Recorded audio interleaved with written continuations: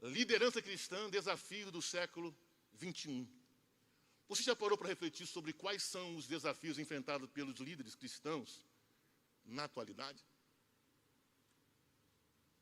Você, como liderado, você tem parado para refletir sobre quais são os desafios enfrentados pelo seu líder na atualidade? Nesse momento que é chamado de século XXI.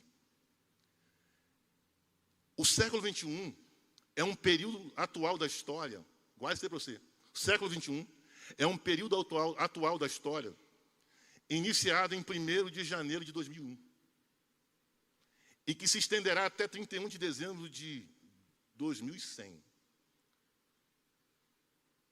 Quanto tempo estamos nesse período chamado século XXI? De 2001 para cá, quanto tempo tem? Estamos indo para 25. E temos chamado esse período de desafios. Estamos falando de desafios para a liderança cristã. Se nós fôssemos falar para outro tipo de liderança, isso amplia. Estamos falando dentro de um limite da liderança cristã, o desafio para a liderança cristã. Estamos falando sobre pastores, aqueles que estão à frente. Mas uma coisa que eu estava pensando, o desafio para o pastor sempre teve. O desafio para o pastor sempre teve. Sempre foi difícil liderar. Não é uma tarefa fácil. É prazeroso, irmãos, fazer a obra de Deus, mas sempre, e Paulo nos mostra isso.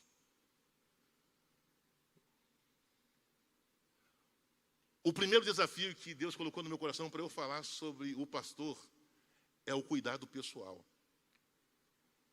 Tem muita gente da nossa liderança geral, estou falando a nível mundo, que não está se preocupando com o cuidado pessoal. A liderança, irmãos, de um pastor não é somente no púlpito da igreja. A liderança de um pastor não é somente no gabinete, não é somente na pregação. A liderança de um pastor se estende da sua vida lá fora, o seu comportamento, a sua atitude lá fora.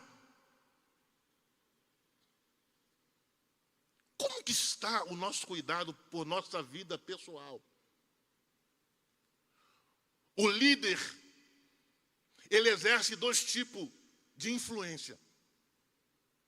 Influência negativa ou influência positiva. Qual a influência que você tem exercido, que nós estamos exercendo lá fora diante das pessoas que nos conhecem? Na administração do nosso filho. Na administração dos nossos negócios. O cuidado com a nossa família. Qual influência nós estamos exercendo diante das pessoas? Será que somos pessoas para serem seguidos? Será que as pessoas podem nos seguir? Estamos como exemplo? E Paulo chama a atenção de Timóteo. Timóteo, tem cuidado de ti mesmo. Chama a atenção de Timóteo com relação ao cuidado. Timóteo, cuida primeiramente de você. E também da doutrina. Você percebe que ali, primeiro vem o cuidado do pastor. E depois o cuidado da doutrina. Tenha cuidado de ti mesmo e da doutrina. O segundo cuidado é o cuidado físico e o emocional. Muitos pastores não estão se preocupando com o descanso. Sabe por quê, irmãos? Gabinete tem matado o pastor. Muitos pastores passam o dia conversando com liderado, com pessoas.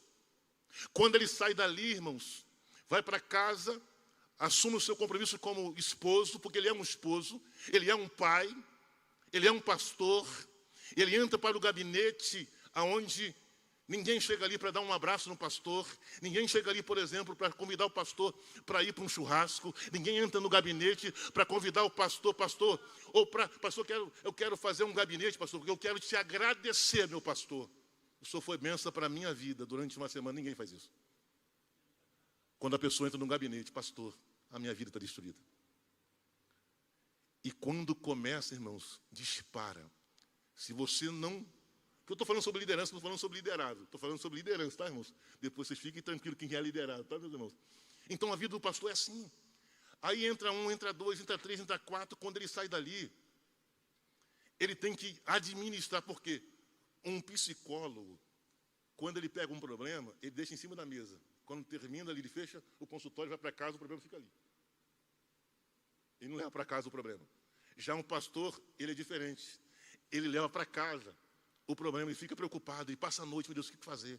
O psicólogo, ele deixa ali. Ele vai ali, faz ali, né, o laudo ali direitinho, tá? Deixa ali. E fecha a porta do consultório, vai embora, deixa o problema ali. Ele não leva com ele. Agora o pastor não leva. Meu Deus, o que eu vou fazer? Isso me dá uma direção. Então, irmãos, e Paulo também deu orientação, Atos 20, 28. Cuide de vocês mesmo. E depois de todo o rebanho. Primeiro, cuide de vocês. Porque se o pastor não conseguir, irmãos, se o pastor não tiver uma estrutura emocional equilibrada, você vai sentar perto dele, você vai ser um problema. 5 minutos. Você será um problema, porque ele não vai ter uma estrutura emocional para te ajudar. Né? Então, é interessante, olha só, as causas mais comuns noticiadas para o suicídio de liderança cristã é a depressão associada ao esgotamento físico e emocional. O que está acontecendo com os que estão na função de cuidado, mas não conseguem administrar suas próprias demandas? Porque as pessoas que já ajudaram a tantos desistem da própria vida. Pastores estão se suicidando. De acordo com o Instituto, está em inglês, não vou ler em inglês, 70% dos pastores lutam constantemente contra a depressão. 71% dizem esgotados. 80% acredita que o ministério pastoral afetou negativamente suas famílias. E 70% dizem não ter um amigo próximo. Aqui está, irmãos, a fotografia de um pastor.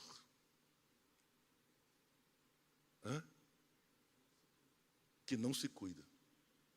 Aqui está a fotografia de um pastor que não se cuida. O preço a pagar na liderança cristã de um pastor, a crítica, o cansaço. Tem momento de reflexão, ele tem que parar para fazer reflexão. Estar só, que tem assuntos que você não pode repartir com a sua esposa. Decisões que precisa tomar. Rejeição. O cuidado com a vida espiritual, para nós fecharmos, é também importante. O pastor não é somente espiritual. O pastor, além de cuidar da parte física do corpo, ele precisa também cuidar do seu emocional, tem que ter saúde emocional para ele poder cuidar dos outros. Não adianta um doente cuidar do outro. O pastor precisa cuidar da sua vida espiritual. Ter comunhão com Deus. Ter o seu tempo de oração. Ter o seu tempo de consagração. Não adianta o pastor vir para cima do púlpito ou tentar cuidar de uma igreja se ele não ora, se ele não tem um tempo com Deus, se ele não se consagra, se ele não ler a Bíblia, se ele não tem um momento de comunhão. Porque, irmãos, a ação do adversário é muito grande. E a tendência do adversário é destruir aquele que está na frente. Quando ele acaba com quem está na frente, a vergonha é muito grande. Você viu quando alguns líderes, eles caem? Quanta decepção para a igreja, quanta decepção para os liderados. Que Deus abençoe a vida de cada irmão. Muito obrigado pela atenção dos irmãos. Pastor Isaías, muito obrigado por estarem nos ouvindo. Que Deus abençoe. Muito obrigado. A paz de Jesus Cristo.